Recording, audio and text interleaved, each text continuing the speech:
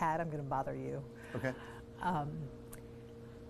Can you tell us about your cancer Sure. and the diagnosis? In 2015, in September is when I got diagnosed. Right before that, about 3 to 6 months before that, I started having abdominal problems. It was very mild. I was having mild problems going to the bathroom, but nothing that was crazy or stood out. There was no blood. There was no discomfort. And so after about 3 to 6 months of having these abdominal problems, I finally got up the courage to go to the doctor and ask. And the doctor got me a colonoscopy. And I went and did the colonoscopy. And after the colonoscopy, they met with me and they said I have a baseball-sized tumor in my colon. So I got with Mayo Clinic. What, when they said that to you, I mean, what did... You know what, I was coming out of the colonoscopy. I was literally at the colonoscopy coming out of my sedation, and they told me that. So I was obviously scared to death.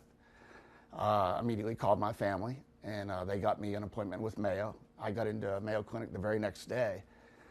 And this is when it became overwhelming. When I got into Mayo Clinic, I met with a specialist, and they had done a few tests.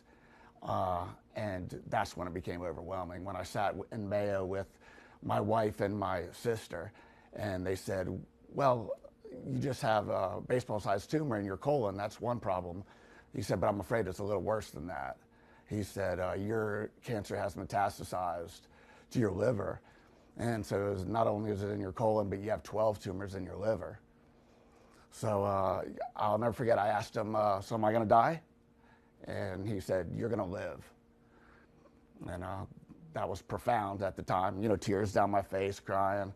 And, you know, from then it went on a crazy journey that's brought me to here. And now it's been 1 year and 9 months that I've been in remission. I had a colonoscopy yesterday. Life is back to normal as of now.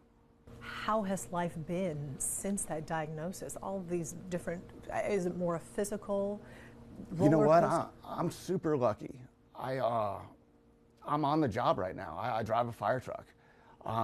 But yeah, life has changed dramatically. I get checkups every 3 months that are intimidating and scary. But I try to put it in the back corner, if you will, because if not, it'll scare me to death. You know, to hear what these other people are dealing with in front of me. You know, I'm one step away from that.